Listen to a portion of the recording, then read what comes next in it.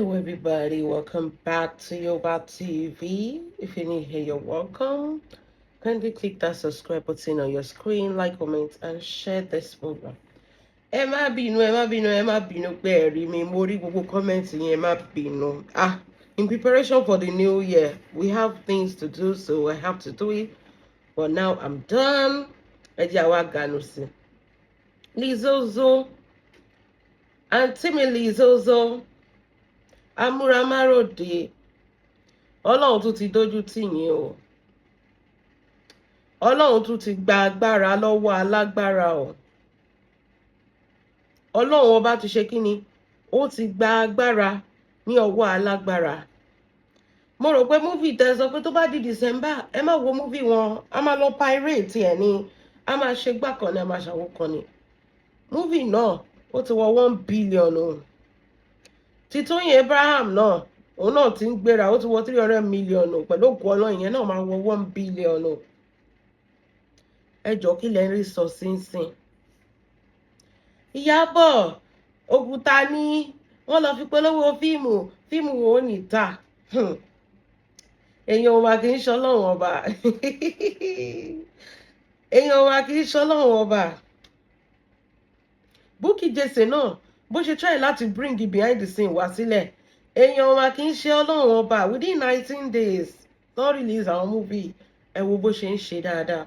Even with them trying to sabotage, ẹ̀yin tẹ́ sọ pé fẹ́ pirate àti ẹ̀rí kankan nu yín. Àdúpẹ́ lọ́wọ́ Ọlọ́run àìjẹ́bẹ̀ ẹ̀wọ̀n lẹ́ẹ̀bá ti lo kí ni New Year yín. But this is what I used to tell you. Who God has blessed, no man can curse. Mo fẹ́ kí ẹ jẹ́ watchword yín. Èèyàn kan sọ pé ó máa gbà, èèyàn kan sọ pé ó máa rí, èèyàn kan sọ pé ó máa ṣe báyìí fún ẹ.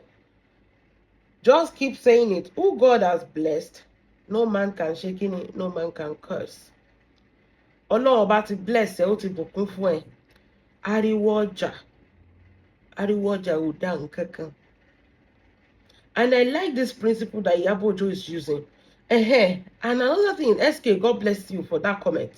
SK said, if Iyabo has replied Lizzozoo, ó máa bá kéèsì tó ń jọ ní Jenny court. That's why she's quiet. If Iyabo have been, coming out for Lizzozoo, case tó ń jọ ní ẹjọ́ tó ń jọ ní court, ó máa bà á jẹ́, ṣe ló máa dàbẹ́ ní pé two fighting, wọ́n á ní kán lọ settle ẹ̀. But ó rẹ́kẹ́ ẹ̀ ní, torí mo sọ kíní kan fún yín, ẹ lọ kọ́lẹ̀ 2026 ẹjọ́ tí alága àwọn amúramáròde tó máa ṣe ní orí social media kò ní ṣe kó. Ọlọ́run má yẹ kí yan orúgun ẹjọ́ tó máa bá Queen Mother ṣe ní 2026. Ó máa dàbí pé kán televise ẹ̀ fún wa báyìí ká máa wò ní 4K ni. Because bó ṣe wà yẹn, tẹ́ bá mọ̀ nǹkan tó wà níwájú ẹ̀, òun náà mọ̀ torí ẹ̀ ló ṣe tètè ń dárúkọ Iyabo Ojo sí kó lè gba monetization, kó lè fowó yẹn ṣẹjọ́.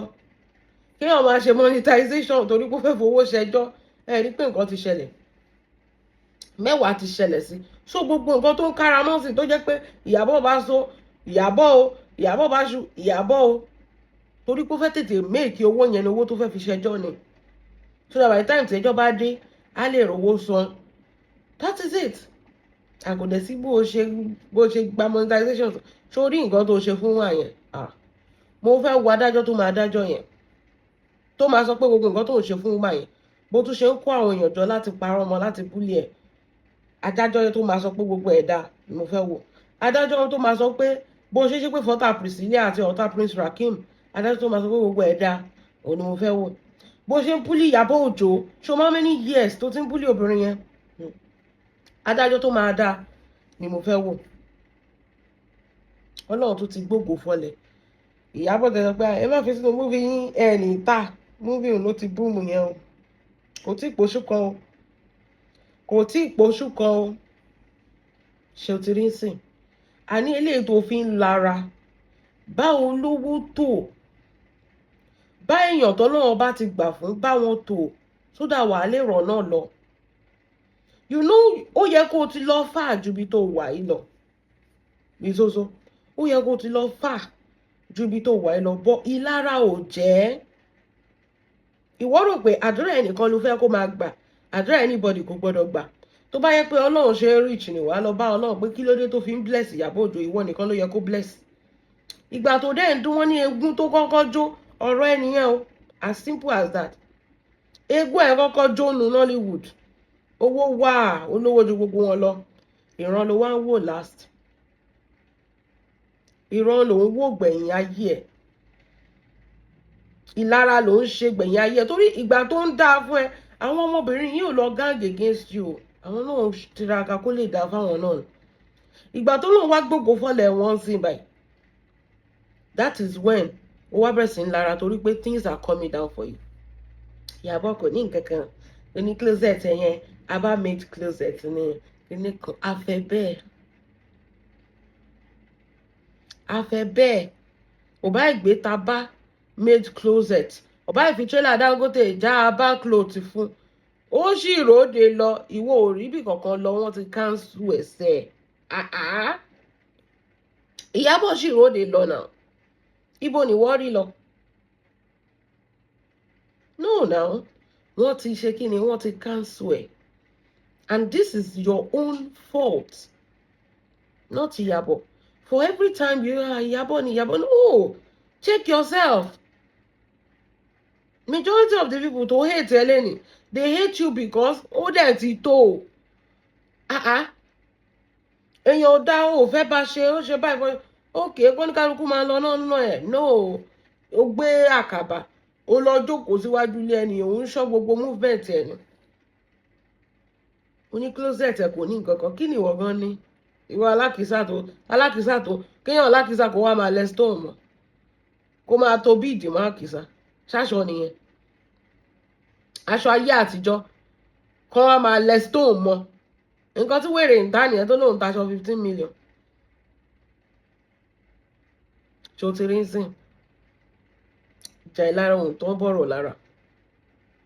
Èmi ò ní iṣu pẹ̀lú ẹ o, èmi kàn sọ pé ṣé bó tún ṣe máa gbó nì tó ò ní nísinmi. Small thing láàrin òru, o tún ti bẹ́ jáde. Iyabo live rent free in your head. O tún ti bẹ́ jáde, o tún ti bẹ̀rẹ̀ sí ní sòṣì ọ̀rọ̀. Iyabo abáni gbogbo báàgì yẹn, abáni ìkòlówó ra báàgì, ó ṣáà kó nǹkan síbẹ̀. Èwo ni wọ́n ní?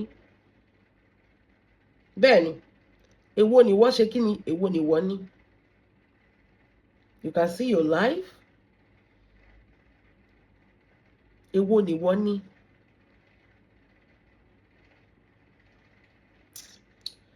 Ẹ̀yin èèyàn mi, ẹ ṣàjẹ́ a máa wò, ẹ jẹ́ a máa wò kó máa ṣorí burúkú, ẹ jẹ́ a máa wò kó máa ṣẹ̀sìn. Ibi báyìí la máa wà, ọjọ́ tára ẹ̀ bá dẹ̀ ti yá, èmi ò mọ̀ bí ara ẹ̀ lè yà mọ́ o níbi tó dé ń sìn báyìí o. Èmi ò mọ̀ o, bóyá tó bá ti fi sí ẹ̀wọ̀n, bóyá ibẹ̀ ló ti máa gbà láàfíà, àbí tó bá ti gbé lọ sáró, ibẹ̀ ló sọ, torí lójú wá ń sìn gbogbo nǹkan táwọn rí ń sìn báyìí. Ṣe ló dàbẹ̀ ní pé from here to Harrow ni. But bí mo ṣe ń wo bí Queen Mother ṣe ń move, ó lè make sure pé kó wọ́n kọ́ lọ sẹ́wọ̀n náà kó tó lọ sáró. So èmi ṣe rí ta rò yẹn ó sure, but ẹ̀wọ̀n yẹn kò tí ì yé mi bó ṣe fẹ́ gbé gbà. Because anything you do, you must end in Harrow. Dandan ni pẹ̀lú bó ṣe ń ṣe.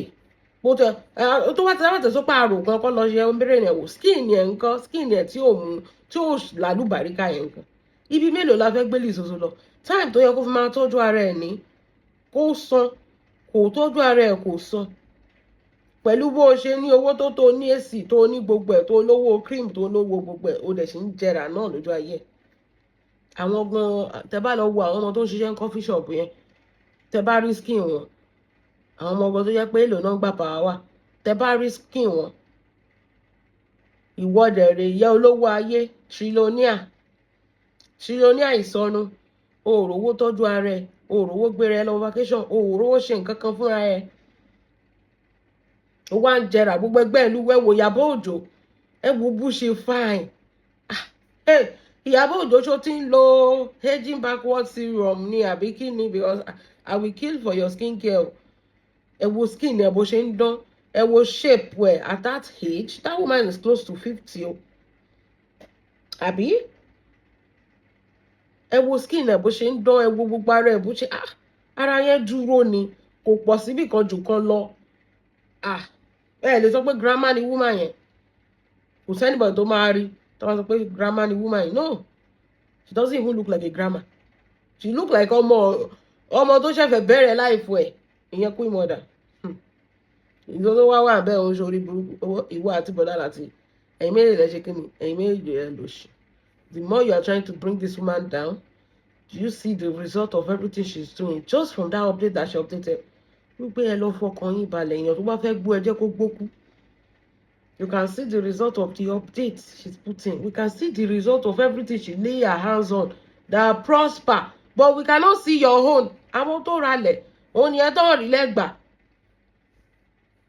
ó lọ túnlẹ̀ wọn tà we cannot see your own progress we are seeing your own orí ibú but we are seeing queen mother's progress kò sẹ́nibọ̀dì tó pé woman àbí tó bá ṣe tí ò tẹ̀síwájú alimi àbí kí lórúkọ bọ̀bọ̀ ṣáfíìsì lórúkọ ẹ̀ aliu tó ṣe fíìmù tó bá yí ọmọ yẹn jẹ́ ó sọ kárí àwọn ọmọ yẹn di dead on arrival kọ́ra máa hustle tiẹ̀ kó má bẹ̀rẹ̀ sí anything ayé ò bá tiẹ̀ dá ò bá ta sọ́sán níwọ̀n ìgbà tó wọlé inú ilé aliu directly indirectly ayé ẹ̀ kúkú polúkú muṣu ni ẹ wo ẹ máa bó ṣì yìí láàrin ara yín bẹ́yẹn other people will be progressing bẹ́ẹ̀ ni torí ọ̀nù wọn mọ́ ọwọ́ wọn mọ́ ọkàn wọn mọ́ other people will be shaking it will be progressing kò jẹ́ bó ṣe jẹ́ ìyẹn mi ẹ jẹ́ mọ nǹkan tó bá feel about this video down below God bless you have a wonderful day bye.